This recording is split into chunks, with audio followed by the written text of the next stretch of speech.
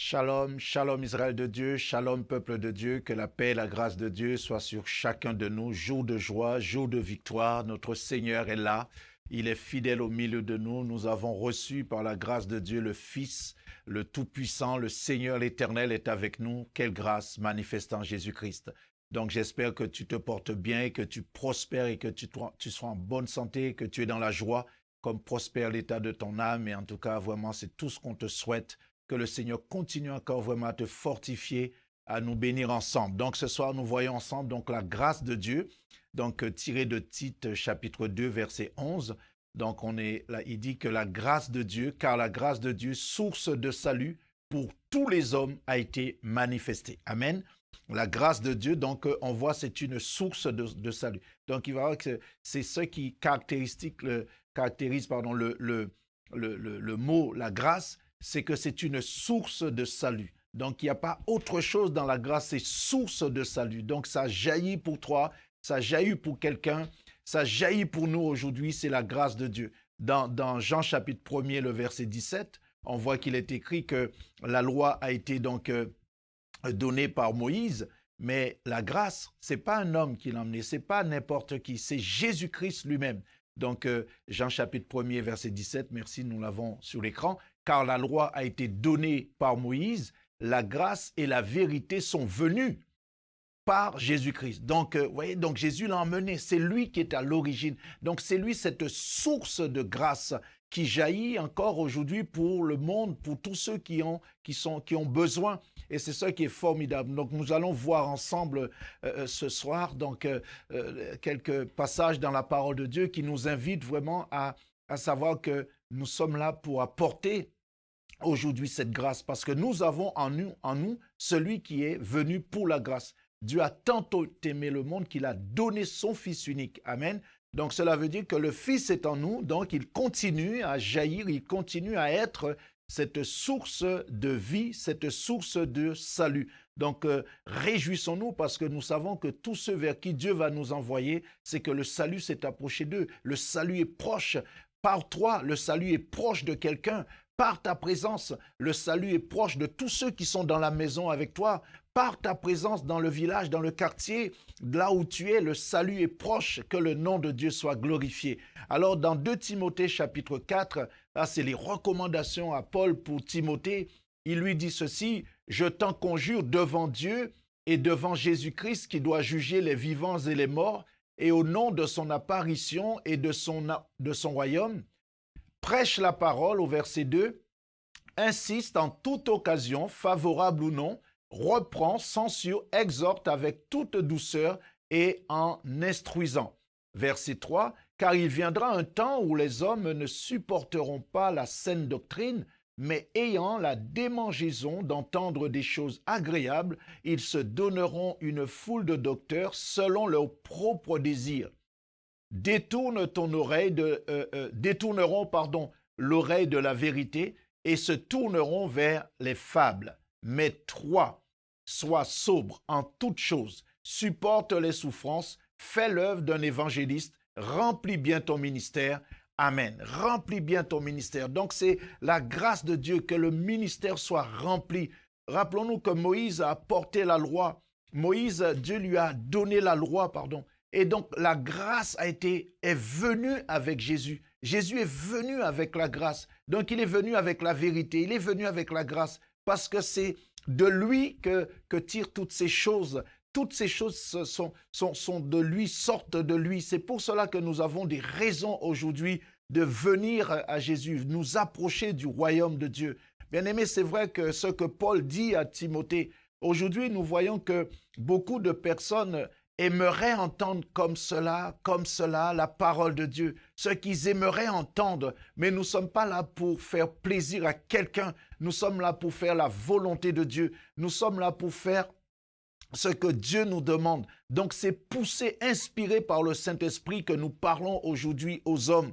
C'est pas parce que ce que nous voulons leur dire, ce qu'ils veulent entendre, ce qu'ils veulent qu'on fasse, nous ne sommes pas dictés et dirigés par la chair, mais selon l'Esprit de Dieu. Et c'est pour cela que c'est important pour nous de vivre ce moment merveilleux que Dieu nous permet d'avoir, ces temps de grâce, ces temps où le Saint-Esprit agit, travaille, il est avec nous, il travaille pour nous, avec nous, nous sommes ensemble. Donc travaillons dans ce sens pour que la grâce de Dieu puisse se répandre encore sur un grand nombre, parce qu'il faut qu'un grand nombre soit sauvé. La position actuelle de quelqu'un ne détermine pas son avenir. Il y a une situation, une circonstance que tu vis qui n'est pas forcément la réalité de ta vie. Seul le Seigneur est capable aujourd'hui de te mettre sous ta destinée, que tu continueras, parce qu'il est l'alpha et il est l'oméga de toutes choses. Tout commence par lui. Dans Actes chapitre 3, nous voyons l'exemple de cet homme qui était placé à la porte du temple à partir du verset 3.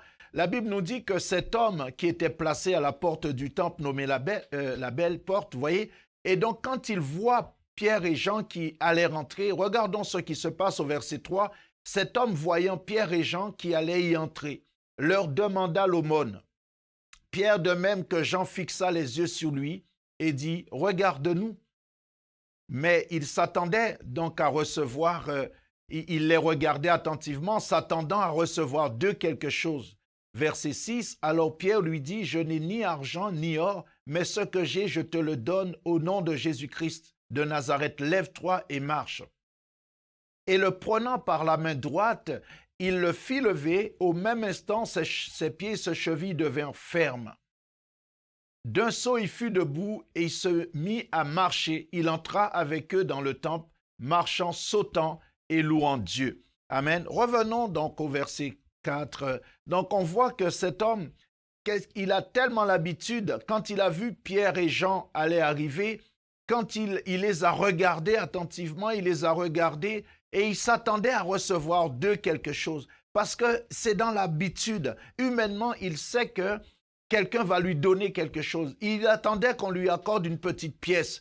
Et nous sommes aujourd'hui face à beaucoup de personnes qui attendent quelque chose spécial de Dieu, comme si pour eux, Dieu va faire ça, Dieu va faire ça, Dieu va faire ça, ou la société va faire ceci, la société va faire cela. La grâce de Dieu, source de salut pour tous les hommes. Nous n'avons pas à dicter à la grâce ce que la grâce doit faire pour toi. Mais tout ce que je sais, c'est que la grâce a quelque chose pour toi. Dis à quelqu'un, la grâce a quelque chose pour toi aujourd'hui. C'est pour cela que dans Ésaïe 61, il est dit qu'il publie une année de grâce. Il est venu pour publier une année de grâce. Vous voyez? Donc, nous sommes conscients qu'aujourd'hui, que beaucoup de personnes aimeraient avoir, à l'image de cet homme, au verset 5, vous l'avez sous l'écran, il regarde attentivement. Il devrait dans sa tête déjà se poser la question, peut-être qu'ils vont me donner beaucoup, peut-être qu'ils vont me donner... Mais il s'attendait à recevoir d'eux quelque chose. C'est normal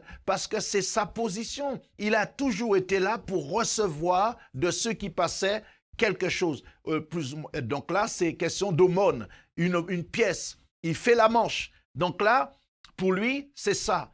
Peut-être que toute ta vie, tu penses qu'on va te donner ça. Tu es bon qu'à ça. On ne veut pas te donner autre chose. Mais aujourd'hui, c'est ton jour. Dis à quelqu'un, aujourd'hui, c'est mon jour. Bénis le Seigneur, acclame le Seigneur pour cela. Réjouis-toi. Dis, c'est mon jour parce que Dieu m'a visité. Dieu m'a vu et Dieu m'a entendu. Alléluia. On ne peut pas dicter la grâce de Dieu. La grâce de Dieu est en marche. Dès que tu es né, la grâce de Dieu est déjà en marche pour t'apporter la solution, pour t'apporter la vie, pour t'apporter ce dont tu as besoin. Ça a tardé, certes, mais Dieu est là pour toi aujourd'hui. Alors cet homme, il voit Pierre et Jean entrer. Il a tellement l'habitude de voir ce on lui apporte d'habitude, ce que les hommes lui donnent d'habitude. Mais Pierre et Jean ne sont pas des hommes comme tous les hommes.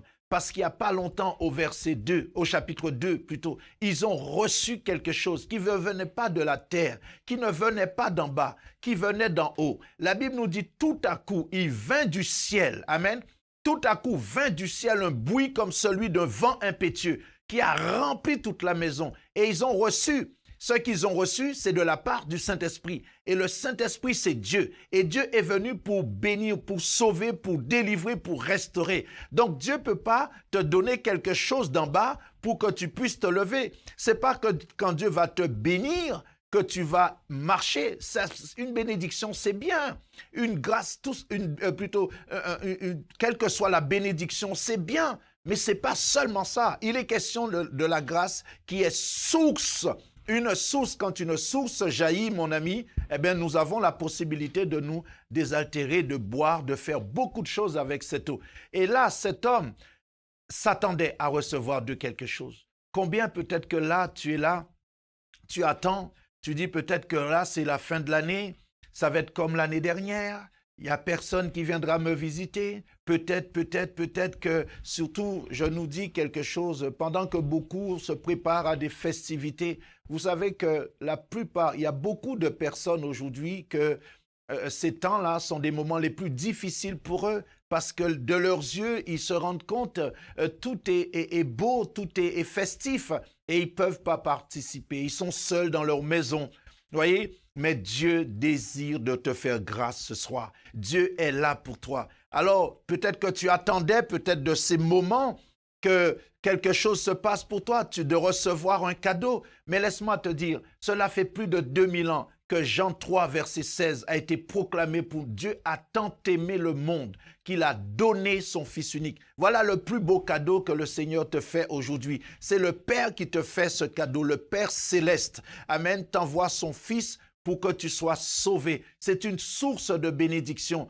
Alors donc c'est vrai que nous avons tendance aujourd'hui à attendre à recevoir ce que nous on pense, ce que nous on espère. Le cœur de l'homme médite ses voies, mais c'est l'Éternel qui dirige ses pas. Donc nous savons que la grâce de Dieu, comme je nous disais, nous ne sommes pas là pour dicter ce qu'elle doit faire ou pas faire. Elle sait exactement ce qu'elle doit porter dans ta vie. Et à l'image de cet homme qui était là, quand au verset 6, la Bible nous dit, qu'est-ce qui s'est passé? Alors Pierre lui dit, je n'ai ni argent, ni or, mais ce que j'ai. Vous voyez, ce que j'ai. Donc ce que j'ai reçu au chapitre 2, ce que j'ai reçu du ciel, c'est ce que je vais te donner. Je ne te donnerai pas quelque chose qui vienne de la terre parce que ça te réduira encore à rester en bas. Mais je vais te donner quelque chose qui t'invitera à te lever, qui t'invitera à marcher sur des lieux élevés, qui t'invitera à marcher dans la direction, qui t'invitera à marcher sur le chemin de la vérité, le chemin de la victoire, qui t'invitera à marcher dans la gloire de Dieu. Et c'est ce que Pierre va faire, va donner à cet homme. Il va lui dire, ce que j'ai, je te le donne. Et qu'est-ce que j'ai? J'ai quoi? Le nom de Jésus-Christ. Le nom de Jésus-Christ de Nazareth. C'est le nom qui invite quelqu'un à se lever. C'est le nom qui ne critique pas. C'est le nom qui ne juge pas. C'est le nom qui ne condamne pas. C'est le nom qui ne met pas à l'écart. C'est le nom qui invite. C'est le nom qui restaure. C'est le nom qui guérit. C'est le nom qui redonne une situation. C'est le nom qui redonne une destinée. C'est le nom qui redonne la vie. Amen. Donc ce nom, c'est ce nom-là. Alors c'est pour cela qu'il lui dit, nous te le donnons au nom de Jésus-Christ, lève-toi et marche. Il n'a pas dit au nom de Moïse, parce que la loi a été donnée par Moïse, mais la grâce et la vérité a été donnée par Jésus-Christ. C'est pour cela qu'il lui dit que je te le donne au nom de Jésus-Christ. C'est toujours le même qui est venu pour apporter la grâce. Et ce que je déclare sur ta vie maintenant, la grâce sait ce qu'elle doit faire. La grâce sait ce qu'elle doit faire pour ta situation. Et dans ta situation, elle te lève, elle te permet de te lever. Et regarde la direction qu'elle t'accorde, c'est pour entrer dans le temple, pour te réjouir, pour adorer Dieu et pour être dans une famille. Parce que dans le temple, il y en a déjà ceux, si Pierre et Jean y vont là-dedans, dans le temple, c'est que Dieu est dans son temple. Dieu est présent. Donc l'invitation, Jésus c'est le chemin, la vérité et la vie, selon Jean 14, verset 6. Et nul ne vient au Père que par lui. Donc la grâce nous conduit automatiquement au trône de celui qui a envoyer la grâce, au trône de la grâce, au trône de la gloire. Donc nous avons des raisons aujourd'hui d'inviter quelqu'un à se lever afin que la grâce continue son œuvre dans la vie de cette personne. Et comme je nous disais, Aujourd'hui, nous sommes confrontés. Paul mettait en garde Timothée contre cela. Donc, les gens, ils s'attendent. Ils veulent recevoir de toi. Pasteur, dis-moi quelque chose. Non, on n'a rien à dire. On n'a rien à prouver à personne. Que le Seigneur nous donne les mots, les paroles de la vie afin que cette personne puisse être transformée. Le but de Dieu, c'est pas qu'on parle. Le but de Dieu, c'est pas qu'on fasse. Le but de Dieu, c'est qu'à travers nous, il puisse continuer son œuvre. Et nous lui accordons la possibilité de le faire ce soir, dans ta vie, pour toi qui nous écoutes ce soir, afin que la grâce de Dieu puisse être ton partage, que cette grâce puisse remplir ta maison et que désormais que tu puisses marcher en nouveauté de vie. Amen, alléluia. Et donc nous avons... Comme je nous disais, faisons très attention. Et c'est vrai que nous vivons un temps où les hommes veulent entendre des choses. Ils veulent entendre cela. Ils viennent à l'église pour ça. Ils vont écouter la moitié du message tant que ce qui leur concerne n'est pas dit. Eh bien, pour eux, il ne se passe rien. Non, tant que tu es dans la présence de Dieu, reste dans la grâce. Parce que Tite nous dit que la grâce, c'est salut. C'est une source de salut pour tous les hommes. C'est-à-dire qu'il n'y a pas d'acception. Ce n'est pas une question pour les religieux ou pour ceux qui s'appellent. Non, pour tous les hommes. Dis à quelqu'un, c'est pour moi. Dis à quelqu'un, c'est pour moi aujourd'hui. Alors Dieu désire te faire grâce. Alors espère en l'Éternel. Espère en sa grâce toute puissante. Amen. Vous savez, aujourd'hui, quand nous buvons ou quand nous mangeons un aliment ou nous buvons une boisson, eh bien, qu'elle soit chaude ou qu'elle soit froide, cette boisson, eh bien, elle nous apporte quelque chose. On le boit pour nous apporter un changement dans notre corps. Amen. Si on boit un café, c'est parce qu'on sait que ça va nous réchauffer. Si on boit un thé, ça a un apport pour nous. On le sait, chacun de nous.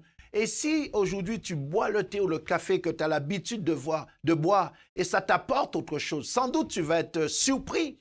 Mais c'est que tu as toujours voulu que le café fasse ça pour toi. Ou le thé fasse ça pour toi. Parfois, nous disons, nous allons boire un coup, ça va nous réchauffer. C'est nous qui décidons de ce que la chose va faire en nous. Et on voit, c'est tout à fait le contraire. C'est tout à fait le contraire. Laissons la grâce de Dieu accomplir sa volonté en nous. Il y a des personnes qui ont fumé et qui ne savaient pas qu'en fumant, ils étaient en train de diminuer sur leur vie. Ils étaient en train d'accélérer la mort en fin de compte. Et ça, ils ne savent pas parce qu'ils ont cherché, ils ont fait que la cigarette leur apporte un bien-être, quelque chose. Mais ils ne savaient pas qu'il y avait une contre-indication derrière. Et c'est souvent, si nous voulons, c'est nous qui voulons, eh bien, il faut aussi assumer. Il faut assumer les conséquences. Et c'est même un médicament aujourd'hui. Regardons, il y a des contre-indications. C'est très rare aujourd'hui que la chose va faire exactement ce que tu veux. Il y a toujours une contre-indication. Il y a toujours ce qu'on appelle des conséquences de ce que nous allons faire ou manger.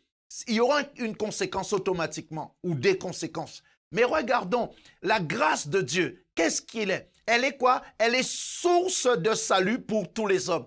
Où est-ce qu'il y a une contre-indication? Où est-ce qu'il y a quelque chose qui sera différent? Rien. C'est pour nous dire que quand Dieu donne, il n'y a ni changement, ni ombre de variation. Donc, nous avons des raisons de lui faire confiance et de dire, oui Seigneur, je le veux. Amen Seigneur, je veux que tu me fasses grâce. Je veux que ta grâce puisse m'accompagner. Et c'est pour cela qu'aujourd'hui, j'aimerais nous encourager à ne pas vouloir que la parole de Dieu fasse pour nous ce qu'on veut. La parole n'obéit qu'à Dieu. La parole est lâchée pour faire la volonté de Dieu parce qu'elle retournera à Dieu pour rendre compte de ce qu'elle a fait parce qu'elle a été envoyée. Rappelons-nous, quand nous lisons les prophètes, que ce soit Jérémie, Ésaïe, Ézéchiel, on voit que la Bible dit que la parole de l'Éternel me fut adressée.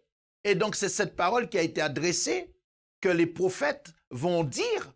Ils ne vont pas dire autre chose. Fils de l'homme, ces os pourront-ils revivre? Nous sommes dans Ézéchiel chapitre 37. Fils de l'homme, ces os pourront-ils revivre? Eh bien, Seigneur l'Éternel, tu le sais. parce que tu m'as permis par ton esprit de survoler toute cette vallée qui est remplie d'ossements. J'ai vu, j'ai constaté que c'est des ossements desséchés. Mais comment tu me poses la question, est-ce que ces os pourront-ils revivre? C'est-à-dire, si tu me poses la question, c'est que tu as un plan. Tu as un plan, Seigneur. Alors, je ne peux pas aller à l'encontre de ce. À mes yeux, c'est impossible. Mais toi, rien n'est impossible pour toi. Et dès qu'il a dit, tu le sais, Seigneur, je crois que c'est le verset, merci la technique, vous l'avez, il me fit verset 3, je ne sais pas, c'est ça. Il me dit, voilà, la question, fils de l'homme, ces os pourront-ils revivre? Je répondis, Seigneur éternel, tu le sais. À partir de ce moment qu'Ézéchiel répond comme ça, ça dit, il ne met pas en doute la question, il ne met pas en doute la puissance de Dieu. Et qu'est-ce que Dieu l'Éternel lui répond au verset 3? Maintenant, verset 4 plutôt, il lui dit, je vais attendre un peu que la technique puisse nous mettre le verset 4, il dit, il me dit maintenant, regardons, prophétise sur ces eaux et dis-leur, voyez, maintenant il parle et il dit, écoutez la parole de l'Éternel, écoutez la parole de l'Éternel qui sortira de ma bouche. Et c'est cette parole dont vous avez besoin. Aujourd'hui, Dieu désire de faire grâce. Peut-être que la situation de ta vie est totalement desséchée par rapport à ce que tu penses qui est humide, qui est vivant ou je ne sais pas quoi. Mais sache que Dieu ne veut pas que tu promènes des regards inquiets. Dieu ne veut pas que tu penses qu'il t'a oublié. Il ne t'a pas oublié. Il t'aime encore et il t'aimera toujours. Alors aujourd'hui, il désire de te faire grâce et la grâce va venir dans ta maison. Je proclame, je déclare que la grâce de Dieu remplit ta maison et que cette grâce t'apporte tout ce dont l'Éternel a prévu et tout ce dont l'Éternel a décidé de faire. La Bible dit que Pierre, le prenant par la main, nous sommes dans Acte 3, le prenant par la main droite, le fit lever. Le prenant par la main droite, le fit lever. Parce que dans beaucoup de situations, nous voulons faire des choses pour quelqu'un, mais nous voyons que les inconvénients. Nous voyons que ce qui n'est point la gloire de Dieu. Donc ce qui est à gauche, si vous voulez. Mais aujourd'hui, il faut savoir que si nous voulons emmener quelqu'un à Christ, il faut au moins voir, que nos yeux puissent voir quelque chose de bien dans la vie de cette personne. En la prenant, cette personne par la main droite, c'est-à-dire Pierre avait déjà su que c'est par là que Dieu opère. Dieu est droit et tout ce qu'il fait est bon. Je te prends par la droite, dans la droiture, dans la vérité, dans ce que Dieu est, dans le bonheur, dans tout ce que tu veux. Et là, ça t'invitera à marcher. Mais si nous commençons si Pierre l'avait pris par la main gauche, en lui rappelant son état, vous ne pensez pas qu'il sait qu'il est là depuis? Ouais, mais on t'a déjà vu, ça fait un moment que tu es là. Et tu penses que tu vas passer toute ta vie comme ça? Tu penses, qu'est-ce qu'il en sait? La grâce de Dieu n'est pas là pour juger. La grâce de Dieu est là pour sauver et accorder au monde ce qu'ils ont besoin, ce que Dieu veut pour eux. Alléluia. Donc le temps est venu, bien-aimés. Prenons quelqu'un par la main droite. Et c'est ce que la grâce de Dieu va faire pour toi aujourd'hui. Ce soir, la grâce de Dieu te visite et te prend par la main droite. Si c'est la maladie qui t'a tenu assis, couché ou je ne sais quoi, ce soir, la grâce de Dieu passe dans ta maison et te prend par la droite parce que Dieu t'a pas fait malade, ni infirme, ni Dieu t'a fait, il a dit c'est très bon. Alors la grâce vient élever ce que Dieu a fait dès le commencement et pour te faire à nouveau te présenter devant Dieu comme Dieu t'a fait, pas comme le monde t'a rendu, comme Dieu t'a fait dès le commencement. Et c'est pour cela que la grâce de Dieu, source de salut pour tous les hommes. Regardons, source de salut, c'est-à-dire il t'accorde le salut et le salut, c'est déjà la rencontre avec le royaume de Dieu. Et dans le royaume de Dieu, il n'y a pas de perclus, il n'y a pas d'infirmes, il n'y a pas de boiteux, il n'y a pas de lépreux, il n'y a pas d'aveugle, parce que Dieu a dit que Jésus-Christ, c'est celui qui enlève le péché du monde. Vous voyez, la grâce, il y a tout un travail que la grâce va faire dans ta vie pour que tu sois conforme à ce que Dieu veut pour toi. Et le désir de Dieu, c'est ça, c'est te rendre parfait comme lui-même, il est parfait. Te rendre saint comme lui-même, il est saint. Et il travaille, sa grâce travaille à cela. Et nous allons finir avec le psaume 23. seulement le verset 6 qui nous dit ceci. Oui, oui, c'est pas un non, hein. Oui, le bonheur et la grâce m'accompagneront les dimanches et jours fériés de ma vie. Non, pardon, excusez-moi. Tous les jours de ma vie, et j'habiterai dans la maison de l'Éternel jusqu'à la fin de mes jours. Je ne resterai pas en dehors de la grâce de Dieu, parce que la grâce de Dieu ne vient pas seulement pour faire un travail en moi, mais la grâce de Dieu me couvre et la grâce de Dieu me garantit la présence de Dieu. C'est pour cela que la maison de l'Éternel se fabrique autour de moi par sa grâce, parce que quand Dieu me fait grâce de me lever, c'est pour aller dans sa maison. C'est pour cela que cet homme est rentré dans le temple, il saute, il loue l'Éternel. C'est pour cela que la grâce de Dieu positionne sur toi le royaume de Dieu, la gloire de Dieu, Dieu lui-même. Et comme il est dans son temple, c'est pour cela que tu es toujours dans la joie, tu es toujours joyeux. Alors on te dira, oui, il y a telle et telle chose qui se passe, il y a ceci, il y a cela. Je ne crains rien parce que la grâce de Dieu m'accompagne. Même si je marche, comme il le dit, le psalmiste plus haut, je marche dans la vallée de l'ombre de la mort, je ne crains aucun mal. Sa houlette et son bâton me rassurent. Je suis dans l'assurance, je suis dans la joie, je suis dans la paix. Pourquoi? Parce que je vis dans la grâce de Dieu. C'est l'endroit le plus sûr aujourd'hui pour être. C'est pour cela que tant que cet homme était à la porte, il ne pouvait bénéficier, jouir de la grâce. Mais une fois que la grâce l'a pris par la main et l'a fait rentrer, alors cet homme, il saute, il loue et il bénit l'Éternel. Est-ce qu'on nous dit qu'entre le moment où il a quitté l'entrée pour entrer dans le temple, qu'est-ce qu'il a eu? Il est toujours pas marié, il a même pas vu son père, sa mère, ses frères, ses sœurs. Mais tout ce qu'il sait, c'est que la grâce l'a invité à entrer dans le commencement de sa vie. Et il sait que toutes ces choses, c'est pas la peine que je m'inquiète. Tant que je resterai dans la grâce invitera ceux qui sont conformes à venir vers moi. C'est pas à moi de quitter la grâce pour aller vers eux, mais je me positionne, je demeure dans la grâce et la grâce invitera ceux et celles qui sont dans mon cœur et je les verrai venir. C'est pour cela qu'il dit, crois au Seigneur Jésus, tu seras sauvé toi et ta famille. Que le Seigneur puisse nous bénir, nous fortifier ensemble. Nous allons prier. Nous allons prier notre Dieu. Alors si ce soir tu es là, tu m'entends, tu m'écoutes, peut-être que tu es seul chez toi, peut-être que tu te poses des questions, peut-être que tu entends des festivités autour de toi, peut-être que tu prends l'odeur du bon manger qui est en train de cuire dans le coin où tu habites et tu dis oui, j'ai rien. Mais sache ce soir, tends la main comme ça, dis Seigneur, me voici. Dis Seigneur, me voici. Alléluia. Vous savez quoi? Il y a beaucoup de personnes qui vont encore là, aujourd'hui, peut-être la semaine prochaine, ils vont prendre des grandes, je ne sais pas, résolutions. Mais chaque année, c'est la même chose. Mais la Bible dit dans Job, il dit qu'à tes résolutions répondra le succès. Quand tu as des résolutions, il y a le succès qui répond à tes résolutions. On ne va pas chaque année, oui, je ne ferai plus, non, je ne ferai plus, oui, machin. Ça reste tout le temps pareil et il n'y a aucun changement.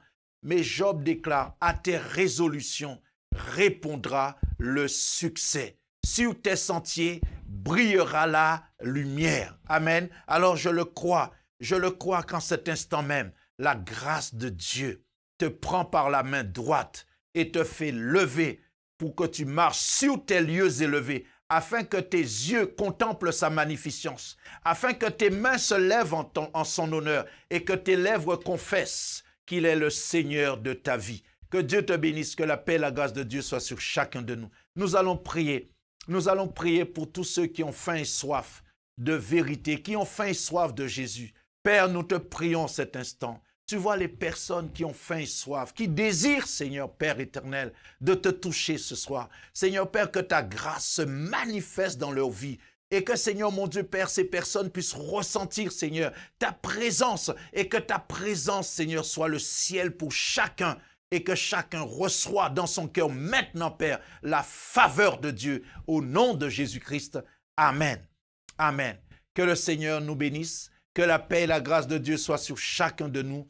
Restez bénis et surtout, merci d'exister. Tenons bon, tenons ferme. Notre Seigneur est là avec nous. Dis à celui qui est avec toi, merci d'exister. Merci d'exister. Et le Seigneur, même si tu es seul chez toi, dis Seigneur, merci pour ta présence. Merci de ce que tu es là. Je sens ta présence, Seigneur. Et ta présence, c'est le ciel pour moi. Que Dieu te bénisse. Amen. Merci d'exister. À très bientôt. Force. J'ai confiance en toi, Seigneur. Tu es avec moi, de qui aurais-je peur?